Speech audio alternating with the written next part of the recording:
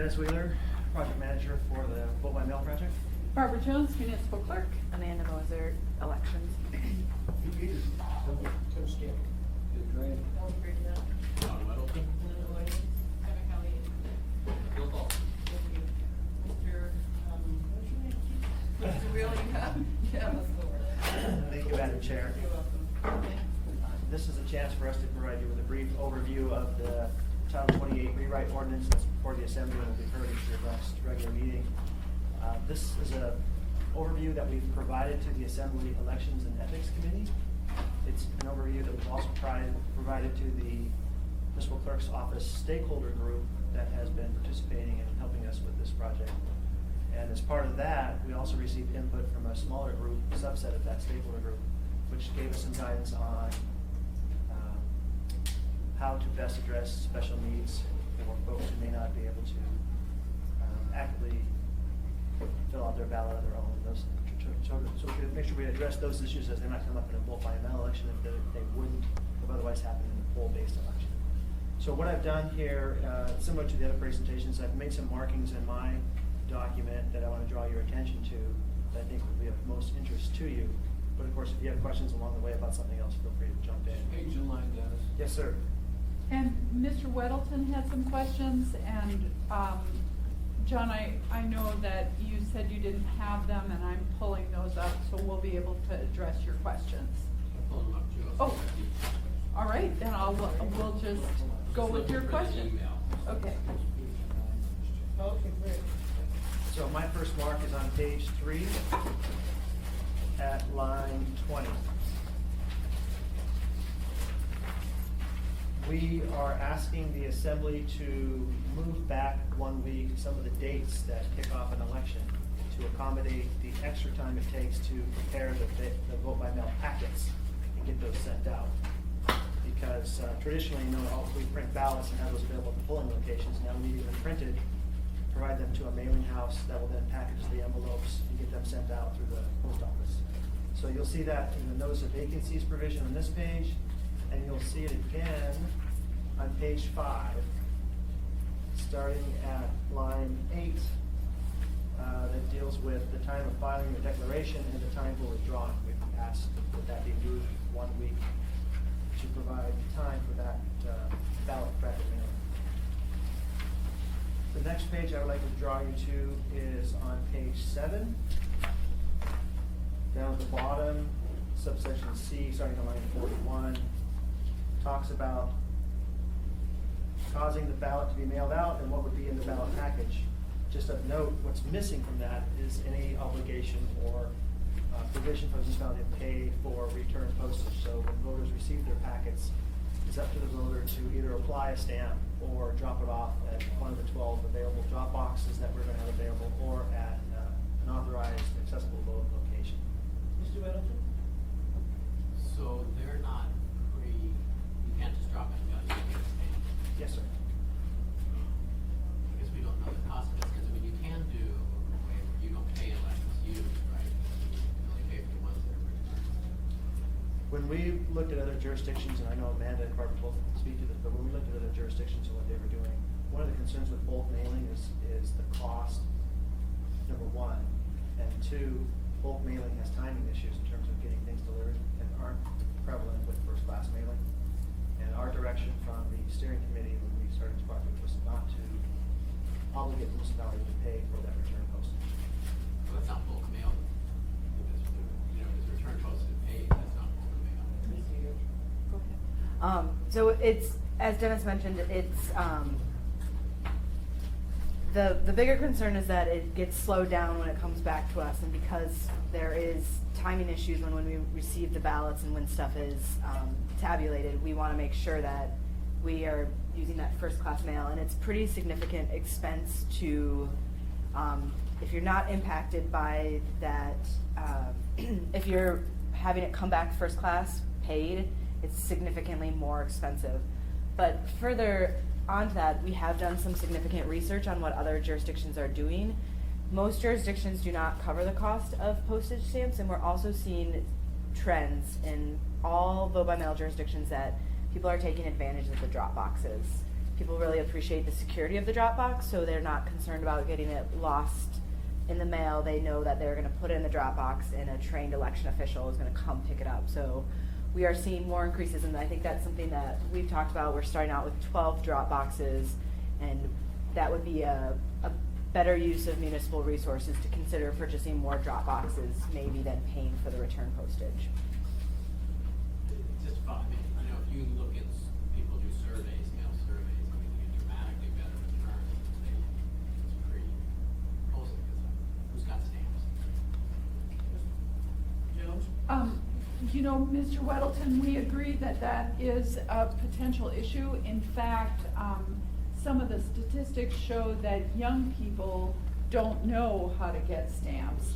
But that's why the drop boxes are an alternative and why people prefer the drop boxes. They actually have more trust in election officials and the drop boxes than they do in the postal service. So we hope we've addressed that issue by having the drop boxes.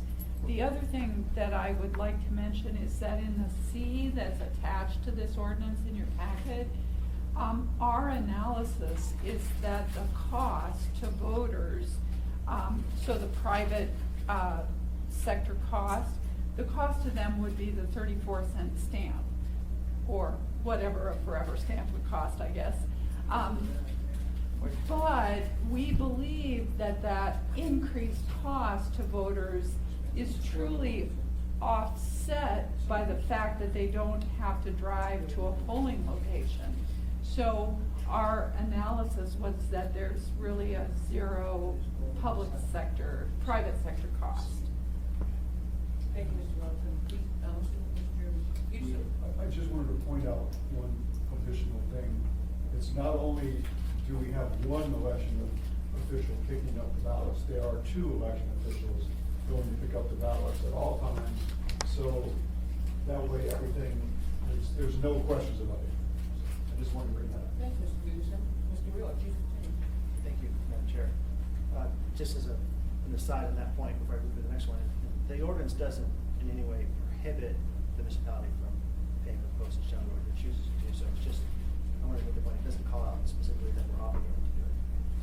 My next page is page 10, starting at about line 25. 25, subsection B and subsection C talk about when the ballot drop boxes will be open and the accessible vote center. So the ballot drop boxes will be basically open at the same time the packages go out. So there's the remote possibility that the same day you receive your ballot, you could vote your ballot. That's the idea. So that, and those boxes will be open basically 3 weeks up through the end of the election day, as we traditionally know it. The accessible vote centers at this point will be open at least 7 days prior to the election. There may be opportunity based on funding and resources, et cetera, open a little bit earlier, but right now the ordinance is saying that they should be open at least a week beforehand. So we're making a commitment to have those centers available within that time period. Thank you, Mr. Weddleton.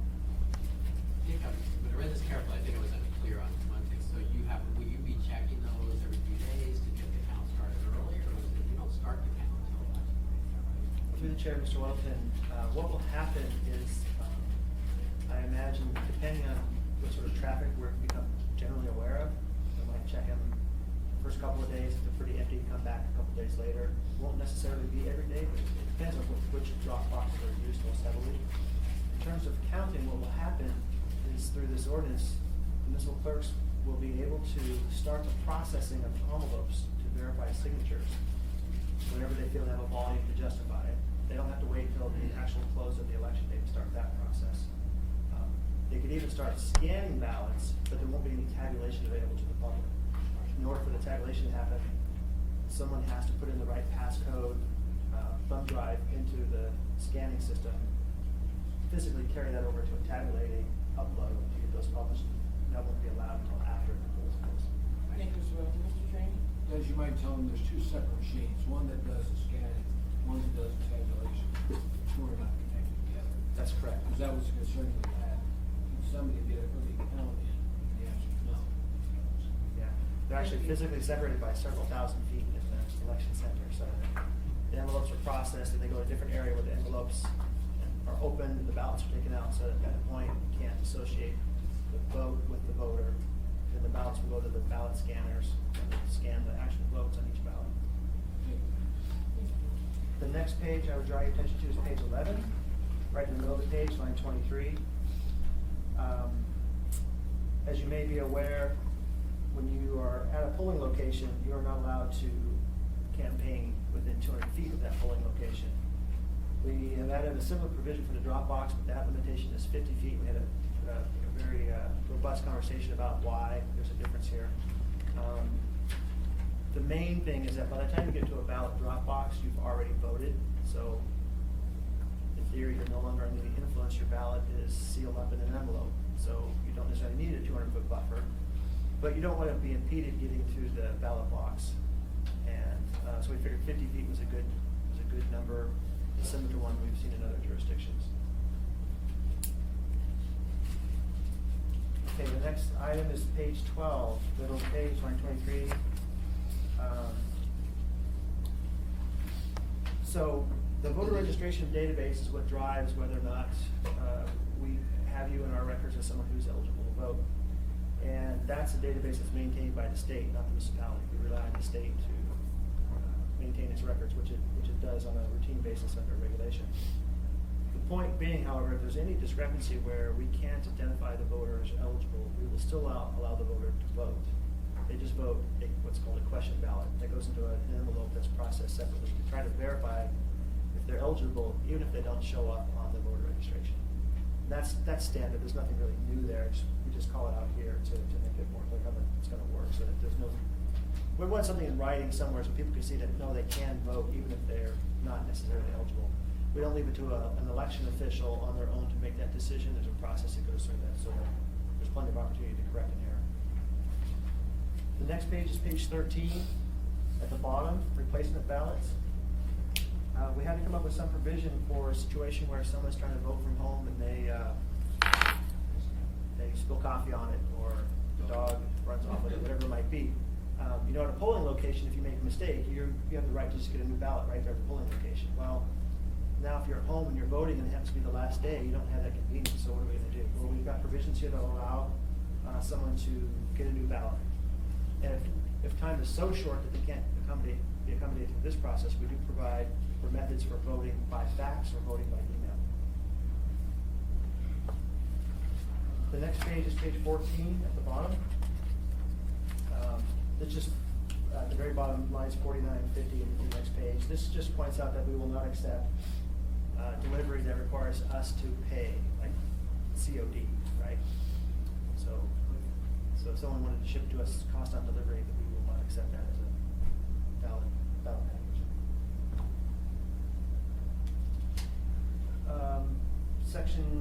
Page 15, section 24, about line 40. This just adds in the provisions that if you are currently present at a polling location and it's 8:01, if you were in line, you still get to vote if you're in line on time. So this just points out that the same is true at a drop box or an accessible vote center. So we have procedures written that says the election officials will go out to the drop boxes, right, about 8 o'clock. If you're in line, the last person in line that's eligible gets a card, right? Everybody else gets to finish through that. So if you're in line on time at the drop box, you got a queue of 10 cars, we're still going to accept your package. So you'll have, there's 11, when you have, say, sort of 24 election workers will just go out at 7 o'clock and get one of those hangout. Yeah, 7:40, but yes, that's the idea. And then at 8 o'clock, the people finish, and then at that point, together, they open this thing up and take the ballots out. Yes, So they just and they get- actually have locks to securely lock the drop boxes so nothing else can go into them, and then they remove everything that's in there, turn all the contents back to the election center for processing. Ms. Jones? Through the chair, Mr. Weddleton, since we practiced last year with the drop box, we have, at 8 o'clock sharp, the workers have a special card that goes to the person that's last in line. So then they can go up to the drop box and wait, and then when that person gives them the card, then they're done. If somebody gets in line after them, they have other cards that say, I voted after 8 o'clock, and we'll give those people that card that says your vote, it was after 8 o'clock when you got in line. We'll still accept the ballot because they're standing there but election officials, and we do this at the polling locations, in line after 8 o'clock, that would be a question ballot, and that would be one that the election commission would make a decision on whether to accept or reject that ballot. Thank you. Mr. Peterson? Thank you, Madam Chair. I actually just remembered a question a constituent asked the other day. We were discussing vote by mail. And actually, you know, we've been talking about this for a long time, and I don't know if we'd actually covered this. Is there a procedure for if a person's ballot gets semi-ruined or totally ruined by the post office? I mean, I don't know if we have one here. So, assuming that we're able to verify the signature and match the voter up, then the next step is, can the ballot be read in its manual condition? If it can't be, it will be facsimile to a clean ballot, so the clean ballot can be run. So we'll do everything we can to count every vote. If parts of it are just flat out missing, there's nothing we can do about that. But we'll do everything we can to accept the envelope and scan the ballot. So as long as the person's identifier is somewhere in there, then we'll be able to contact them. If we can't read it, then make a vote again to get a second ballot. So the ballot envelopes have barcodes on them on the outside, so that'll help us figure out it's John Smith's package, Right. right? So if there's enough of that to read, we can start with that. But there's no way to reconstitute the ballot at that point. The voter won't be able to fill out a new ballot to replace the old one. We'll just have to make do with the old one as best we can. And if I can follow up on that, have they had a problem with this in King County? Is anybody known? In all of our, I will say King County has acted like a mentor towards us and a lot of the other jurisdictions. And, we've heard a lot of anecdotal stories about other challenges that they've had, and we just haven't heard specifically anything about this. We did do some extensive testing on the ballot tabulation system with the ballots, and it's pretty successful at reading ballots even if they have coffee or crumpled up. And To the chair, Mr. Peterson, what she means is she took a ballot, she crumpled it up, she poured coffee on it, spread it out, let it dry, and the scanner still counted it. Oh, great. Yeah. So you have to be pretty rough about it. Mr. Steele? Yeah, just following along with the same discussing conversation. Is there somebody that's authorized to be able to actually key in votes? Or does it all have to be manually run through? I mean, is there some super duper security is God able to run the ballot through if there's not some mechanism that will not read? Through the chair, Mr. Steele, the ballot is scanned, so think of like typically a scanned PDF file, right? So that image of the ballot is there, and the scanner is designed to pick up the votes as they're filled in on the ovals. If there's any discrepancy, there's an adjudication process, and observers for the candidates can watch this process where if there's just enough there to make a determination of voter intent, the municipal clerk can say that that actually should be a valid vote. But that's preserved in a log that's part of that scanned image. So it can always be retraced as to who did what with that ballot. So if somebody wants to challenge the validity of that ballot, they can do so. They can see the image, they can see the log. For that to happen. There Right. is no mechanical way or electronic way to have a stack of question ballots or something that somebody is doing through. I mean, is that what happens? The machine kicks it out, then? The machine kicks it out because it can't read it, like it's actually damaged in some way. That's when the facsimile ballot is created and they're matched up. Right, so if there's a challenge, somebody can look at the original and look at the facsimile. The voter would have to be pretty clever to be able to cast an erroneous vote. I mean, if their intent was one thing, hopefully it will be clear that was what it was, and the machine will not skip a line or something. And we talked about that a little bit later in here about marking the ballot, yeah. Yeah. So the machines have a sensitivity in terms of picking out what's inside the oval. I think it's as low as 5%, right? And So. It actually reads the oval, It's not just actually where it's supposed to be. I'm oversimplifying a little bit, but just think of the number of pixels inside the oval, Yeah. right? It's designed to pick up those pixels, and if there's not enough there, it won't register that as a vote. So like a pen touch, a pen drop, that won't get picked up. Thank you. As a valid Mr. Steele. vote. Ms. Moser, did you want to respond? I'm just drawing out what Dennis is saying. Yeah. It'd be real hard for the school. Yeah. Thank you. Mr. Training? Probably not to want to go down this avenue, but how secure are these boxes? In other words, we recently found ATM, but they hooked up to a chain that truck and drove it away.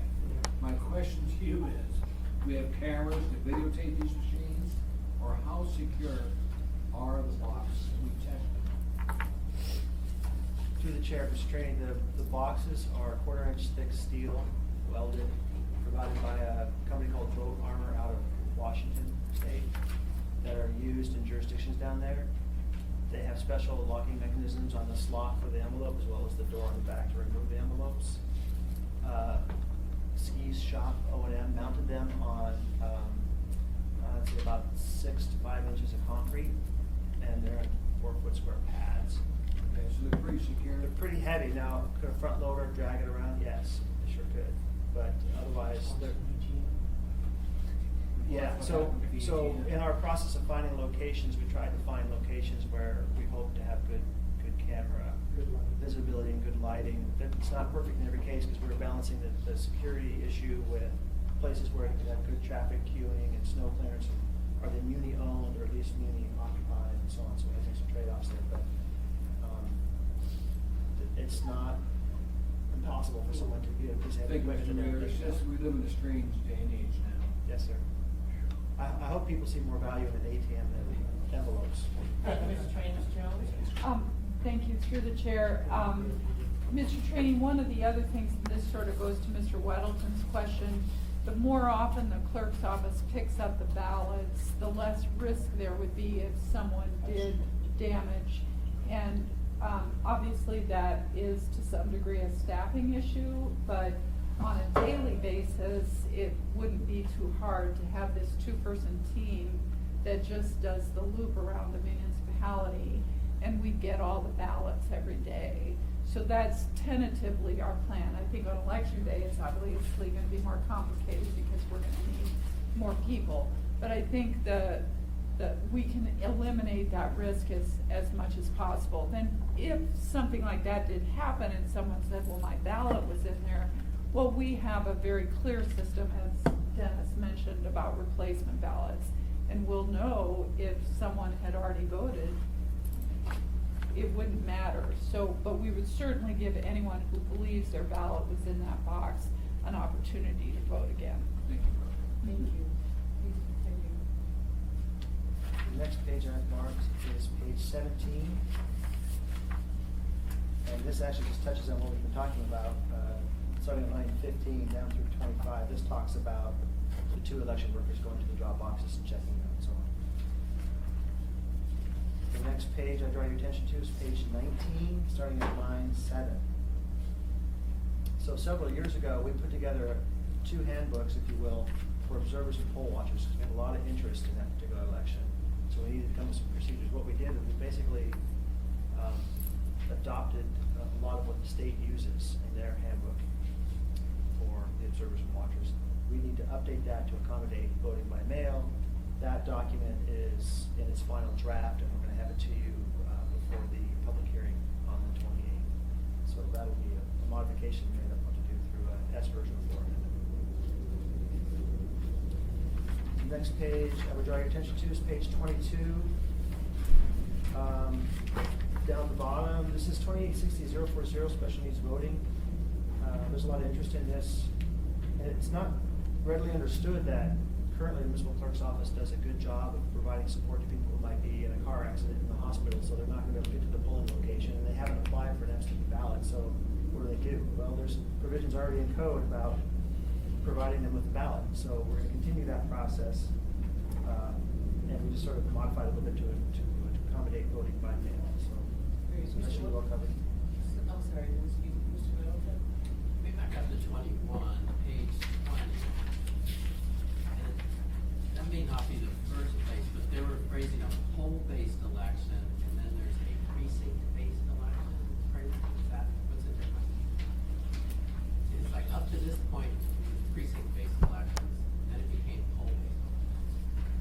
trying to be careful of the terminology. If you have a line, is that page 20, you said? Well, I'm just saying, page 21, Oh, page 21. it says poll-based election, and I think roughly there I was going, where'd that come from? Because everything else before that was talking about precinct-based elections. Are Right. they different or the same? No, they're the same thing.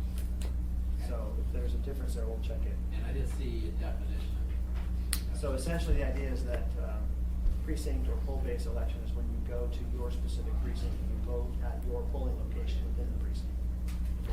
That's the current traditional way. Precinct and poll-based are the same, and that's what we're leaving. Correct. Although, in this ordinance, we left a lot of those references in place because we're in transition.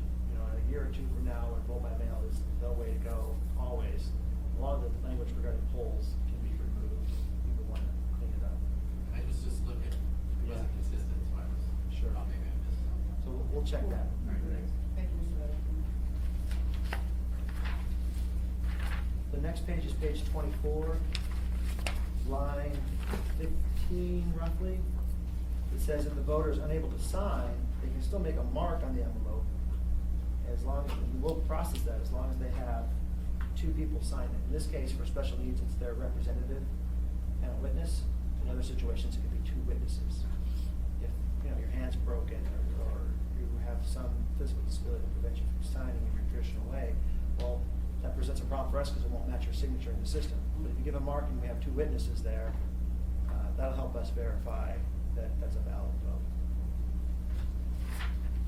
Next page, page 26.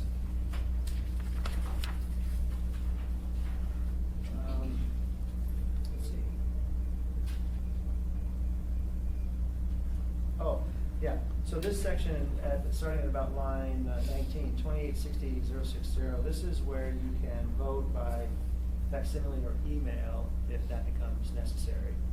One of the things as a voter that you give up is the privacy of how you voted to some degree, because that fax comes through, the email comes through, someone's got to process that so that it can be scanned in and count the votes.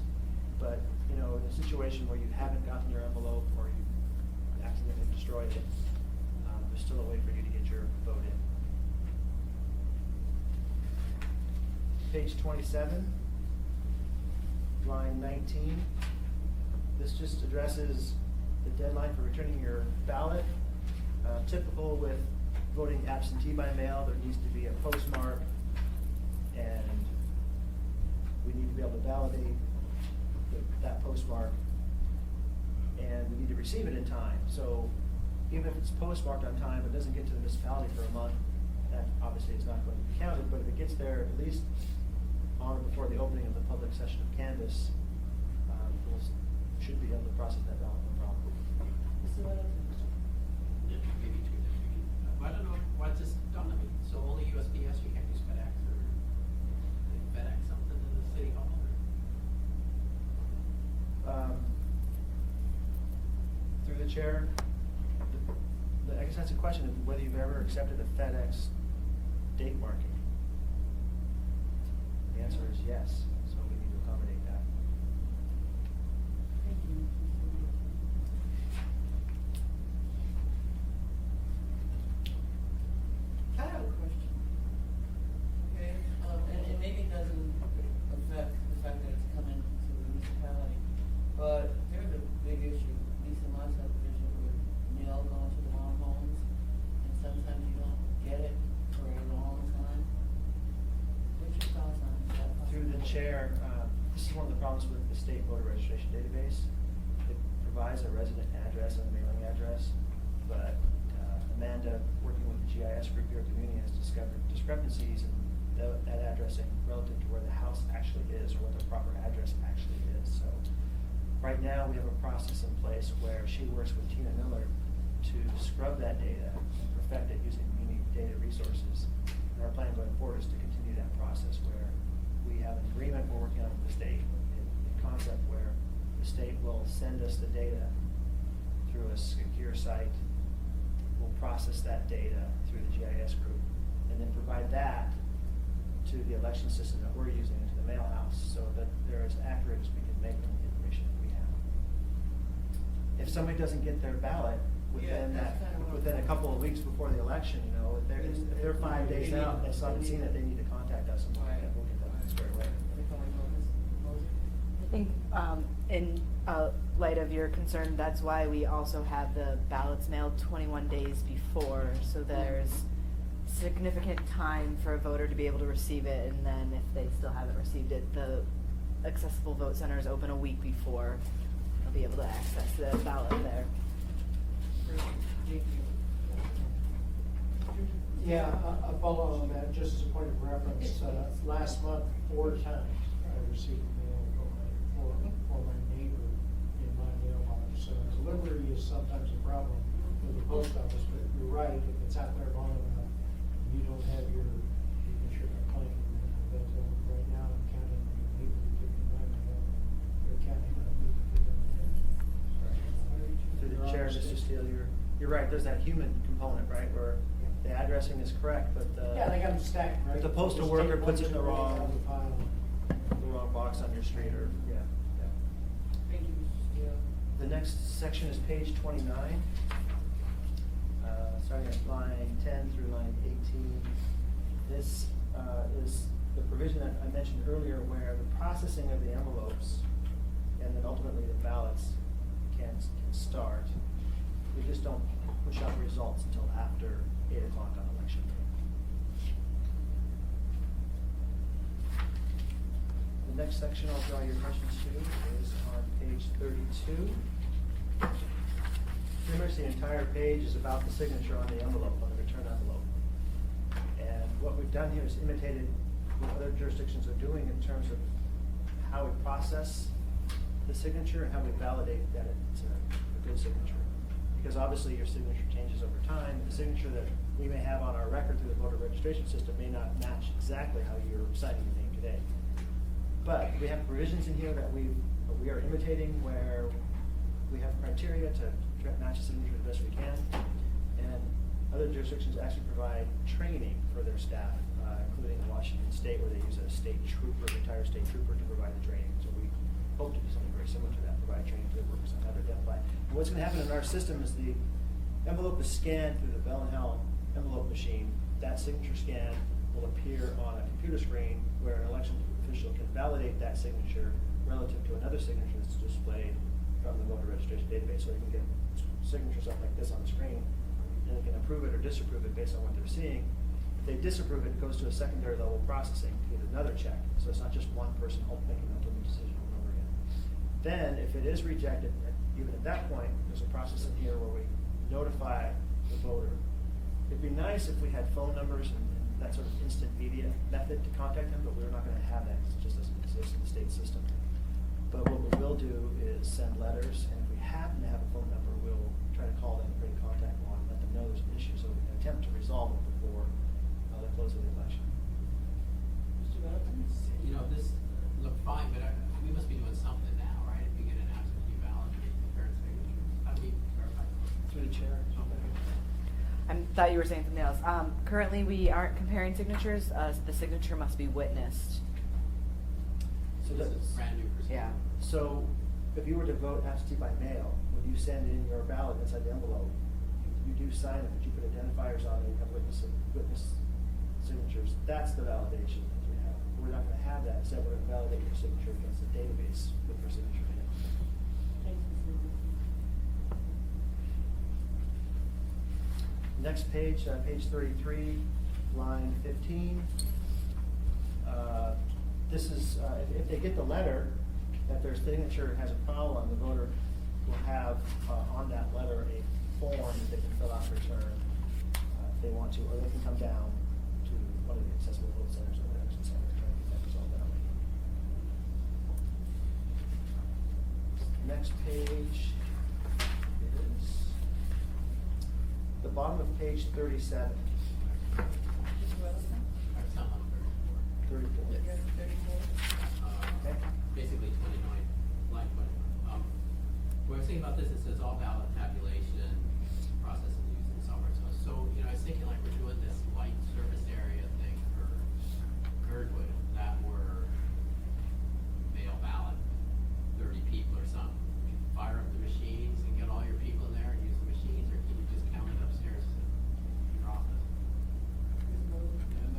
Through the chair, it's more accurate to use the machine. Something that we discovered during the hand count that we had of West Anchorage 2013. This team was all there for it. It's much more accurate to actually use the AccuVote, even on a small election. You know, we are doing the Eagle River Streetlight Service Area. We mailed out 78 ballots. We've so far received, I think, 14, and we'll still turn on the machine and scan those. Right. Thank you, Sue. Page 37 at the bottom. As I mentioned earlier, when you're voting at home, you make a mistake, it's different than when you're at a polling location and make a mistake. At a polling location, you can instantly ask for a new ballot. At home, not so easy. So we created a provision at the bottom of the page that allows somebody to at least be able to correct a mismark. If they do the correction in this manner, we will accept that. This will pop up on the adjudication screen for the municipal clerk to adjudicate that this is actually a valid vote. Whereas normally, if somebody voted like this with 2 circles filled in, it would just get rejected as an overvote. So neither of those 2 candidates, for example, would have gotten the vote. Yeah, does that mean that every place you're supposed to vote, there's an extra circle there in case that happens? Because the machine is looking for that circle, for that oval? Through the chair, Mr. So there won't be an extra circle, but just imagine for a moment Yeah. that John Doe and Mary Smith were the 2 candidates in the Sure. race, and both ovals are blank, they haven't filled it in yet. Yep. And you start filling out, and you go, I want to vote for Mary Smith. Oh shoot, I marked in John. Yep. All right, well, I got to line through John and then color in Mary, and that I can mail that in. I don't have to try to go get it. And the machine will differentiate. It will set the machine will set this up for adjudication. It will ask the municipal clerk, okay, So personal, yeah. yes, somebody has to look at this and make sure. Yeah. Thank you. Stu. Got about 5 minutes, but we don't have too many marks left, so. Yeah, you don't have to rush, if you go over, yeah. We cancel our next work session, don't worry about it. Okay. There is a one. Actually, pretty much the last mark I have, it looks like it's gonna be at the bottom of page 46. So basically, 46 through the end addresses the criminal and civil fine provisions in our code regarding election issues. So if there's an election violation either by a voter or a candidate or an election official, these provisions are updated to reflect the, what those violations look like and relate them to voting by mail, as they would currently remain to be with polling location violations. Mr. Middleton? Just want to back up to 44 just briefly, line 7. And it's voter education information if required, which of course you want that in there. Who writes it? So right now, the clerk's office contracts with the League of Women Voters, which is a neutral voter organization to prepare the voter education. The issue here, and I believe what this is talking about, the contents of the ballot package. And it's cheaper to have that mailed, bulk mail, like a newspaper is what we've been doing, and then instead of having one mailed to every registered voter, for example, a husband and wife, and in my family, our daughter, so we'd have 3 of those voter education pamphlets mailed to my house.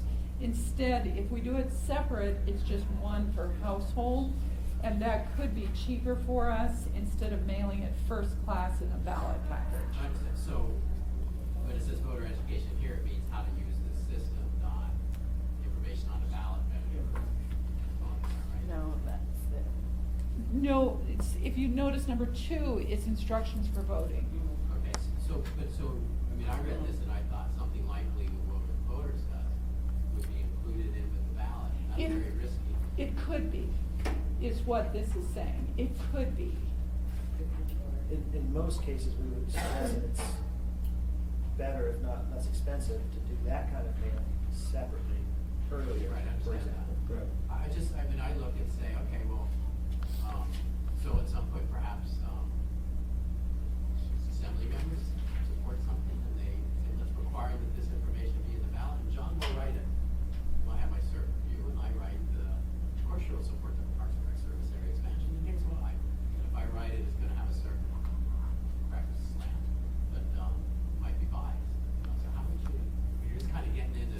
Chair, I would suggest, just based on my legal background, that's not actually part of this contract, but I would suggest you want to avoid that as much as I possible. would think, but Yeah, this opens absolutely. that door wide to.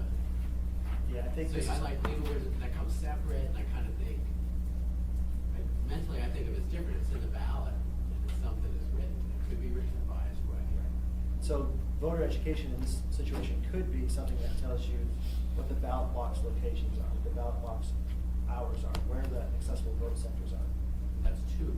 Right, two is instructions for, yeah, two, but two, what we're doing there with two generally is on the return envelope, for example, there's instructions about be sure to sign, right? Be sure to put the envelope in this, be sure to put the ballot in the secrecy sleeve, be sure to put the secrecy sleeve on the amendment.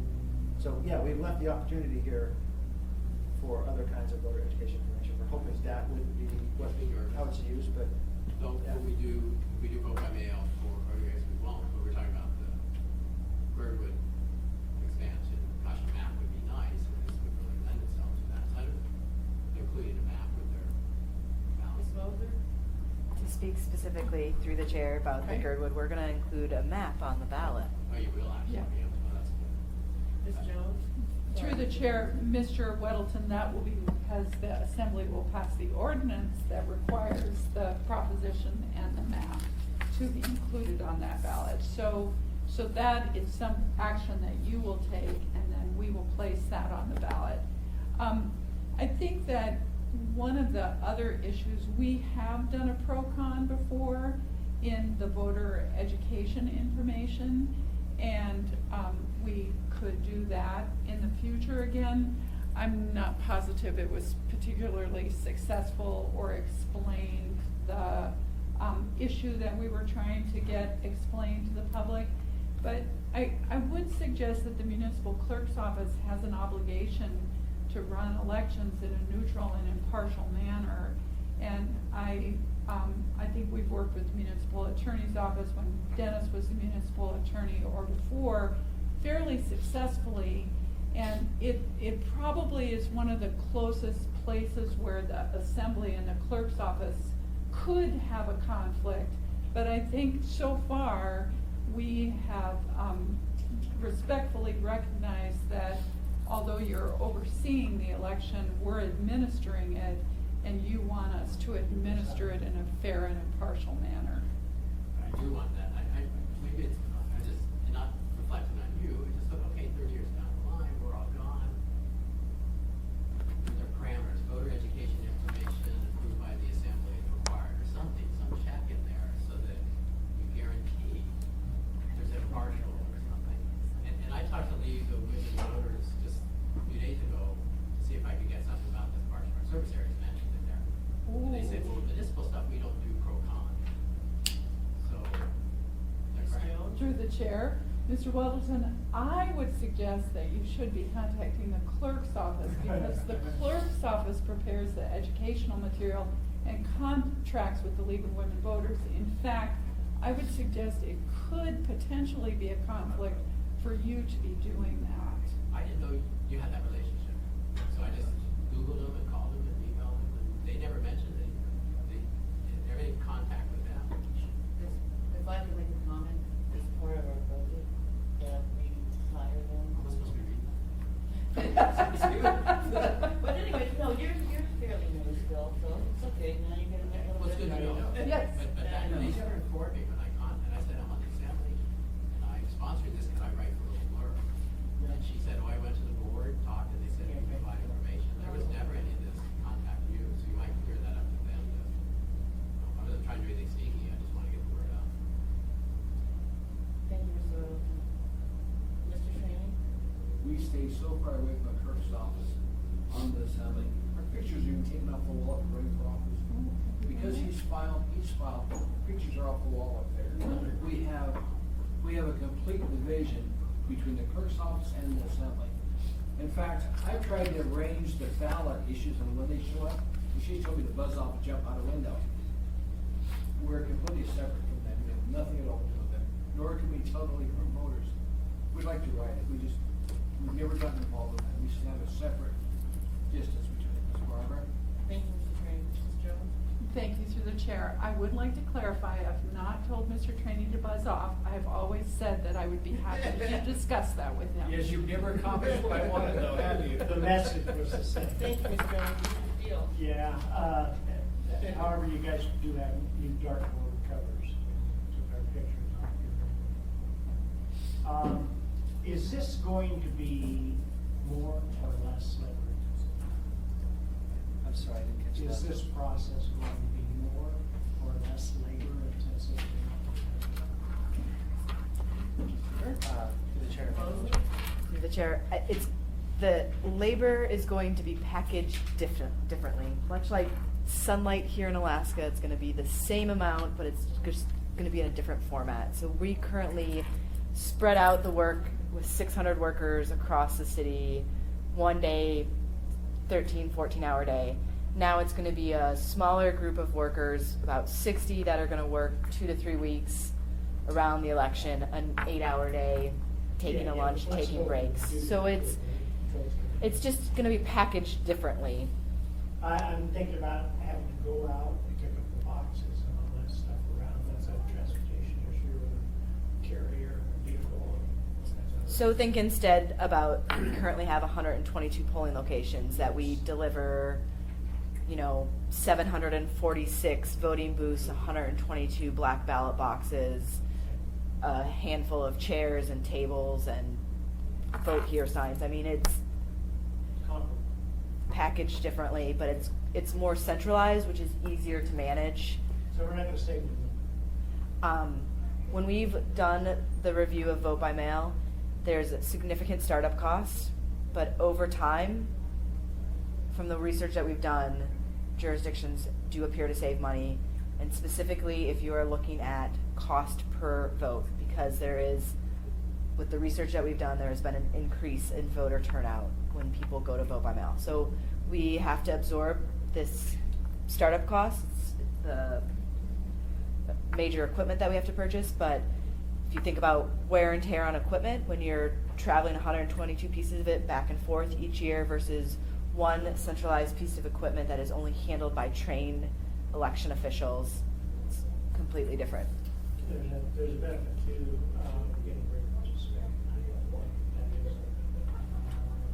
is a great measure. So I think it's great. Mr. DeRio, you want to respond before I go to Mr. I just want to make one more comment to add on. In terms of the equipment, the single piece of equipment that's basically the most expensive and unique is that mail sorter. All the other equipment, the scanners, the computers, and all that stuff, it's pretty much all commercially available stuff. So after these contracts expire through their 5 to 7 year maintenance agreement, replacement costs, most of it is pretty cheap.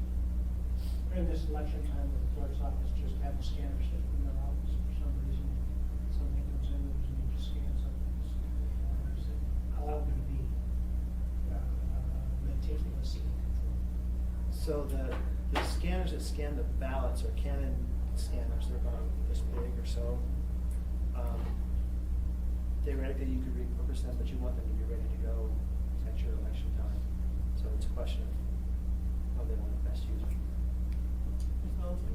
Through the chair, we talk a lot in the clerk's office about our transparent and open election process, and I think that we would maintain those scanners with our elections hardware, and we probably wouldn't repurpose them because we wouldn't want there to be any sort of appearance that it's utilized for something beyond elections. So we would keep it in the secure election center. Mr. Jones? Thank you, Madam Chair. Mr. Steele, just to let you know, right now, we're processing ballots, in this room and in room 105, and sometimes a question comes up and it needs to be addressed in Amanda's office upstairs, or we do a worksheet like this for the canvas. And just so you know, no ballots go upstairs, none. We have a copier in 105, we take a photocopy of the envelope or the ballot, and the photocopy will be addressed, but the ballots never leave. What about observers? Can I have observers for the scanning process?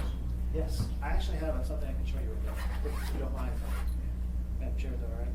That's fine. So if you haven't been down to the election center, I encourage you to make that trip, I think. March I- March 2nd? second, right? Yeah. March Well, second, let us go. 12-1. We're having a party. And while Bring you're, help. while you're looking that up, Mr. Wheeler, so we're not using any facilities here anymore, right? Everything's down there, correct? As a matter of fact, Madam Chair, that's why you are having a work session in this room. Otherwise, we would have this room Right, repurposed. and I just wanted people to Yep. be reminded of that, you know, we're set at Yep. one spot now. We would be testing AccuVotes, preparing to test AccuVotes. We had the preparing to create supplies. And we're doing that down there right now. So glad I got to see it. So, Madam Chair, I didn't actually bring these for this meeting, I brought them to use today later. It's for upside business. down. But, because I have them, I'll show it to you real quick. And actually, Barbara Jones and the neighborhood haven't actually seen this drawing, they've seen another drawing. But the idea here is that, there's a public entrance door on the east end, and people that are badged in at the front counter, which is represented by that black Z, could walk this yellow pathway, standing over the road, right? They're badged in, and they can actually walk around and observe.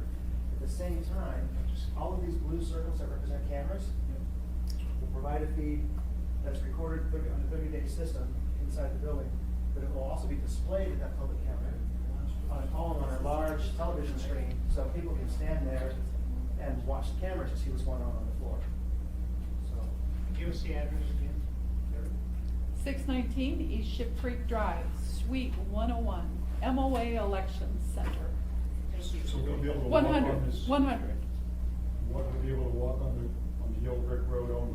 So you can Yes, sir. see all of our workers wear badges. Barbara's wearing hers. Our team leads all wear this turquoise color, and the official observers are going to wear yellow. We have the same yellow badges, and they'll be able to be on the little yellow brick road. And then our temporary workers wear green. Our election commission members wear orange, and media wears black. So we can always identify who's in the space and where they're supposed to be based on the lanyard that they're wearing around their necks. And the cameras are in color. yes, sir. Mr. Trainee had a question? They're also, I'm sorry, No, go ahead. I was just gonna mention, they're in color, they're, both automatically set up and also on motion detection, so that at night, when it's closed, and there's a motion in the facility, they come off to report. And they have the ability to provide feed to a website and to a smartphone with an alert system. So you could provide a constantly live recording of the election center if you wanted to, put that on the web. Or you can have it set up to provide alerts to the phone, a phone or a security system if there's something that's in motion that you're expecting in the room. And some of the systems actually can be body counts, so they can count people in and out. We're actually just going through the process of comparing all the estimates to decide on which system to acquire. Thank you, Mr. Trainee. Just when we started this process, we only had one goal in mind, that was to increase voter turnout. We weren't so concerned about the cost of voter turnout, because when you've got 18 to 20% voting, that's ridiculous in this country. And when Amanda said, hey, we get, 80% down in King County, 86. I don't know what we're gonna do if we get that high number. But as we want the public to have faith in this election, we've got to increase some voter turnout. So I want to thank Amanda and Barbara and Pete. And Dennis. And Dennis. Well, Dennis is our contractor. But you guys He's have getting paid. been working on this constantly, so thanks all of you. And Dennis, we couldn't have done this now without your help. You've done a great job. I look forward to somebody passing this. In the first election, we can kick AccuVote to the curb. I don't know what the state's gonna do, we're not used to it anymore. Ms. Moser? I just wanted to share a really quick anecdote.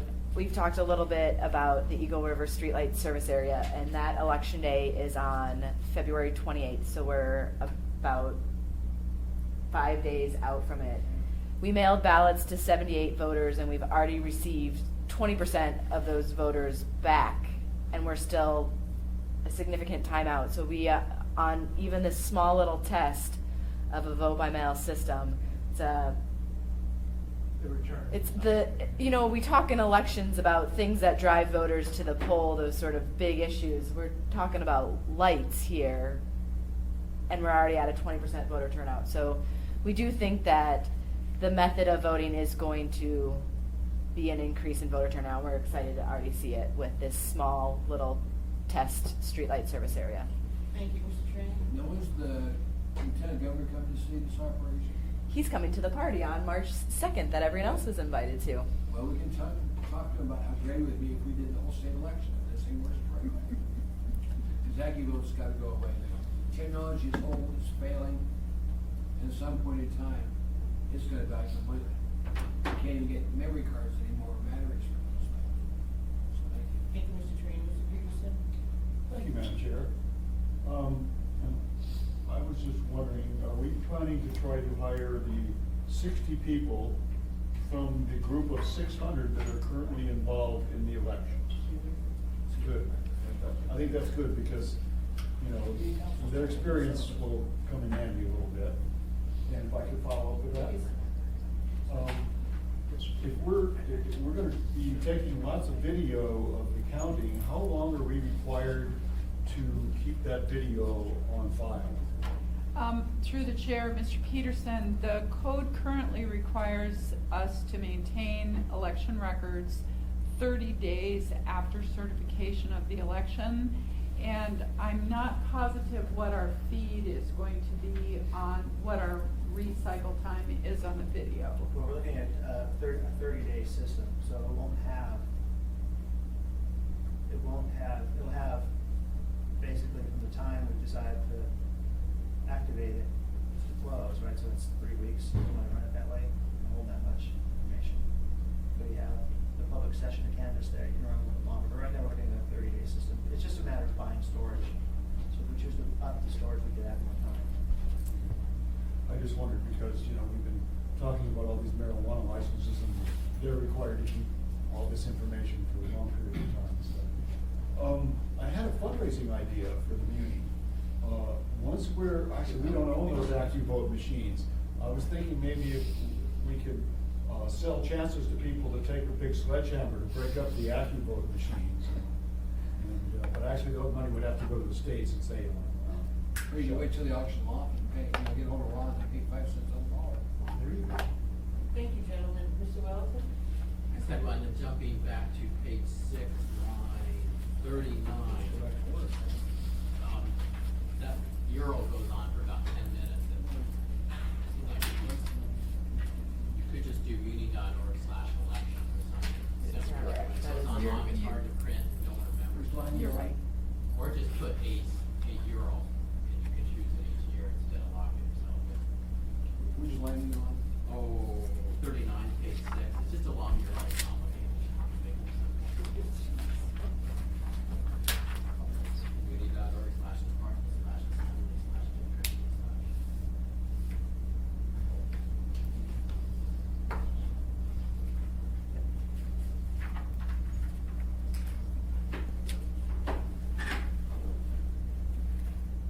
Madam Chair, that's it for the overview of the ordinance. Oh, okay, Mr. Are we finished? Yes, I'm checking my Okay, questions great. here. So I just have a couple of